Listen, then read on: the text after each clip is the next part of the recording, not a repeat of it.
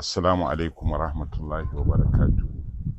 Alhamdulillahi ko da yaushe mukan yi ƙoƙarin mu faɗakar da ku abubuwan da suka shafi rayuwa. To a yau na bayyana ne domin in sake yin magana akan kashe-kashen da ake yi a ƙasar nan.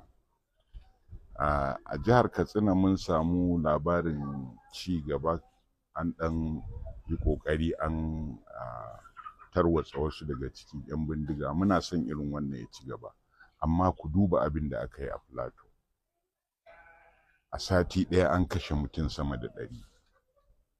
Amma ku dawo kuma ku tambaya, kwanaki da na jihar Edo ya faru, me ya faru a arewa?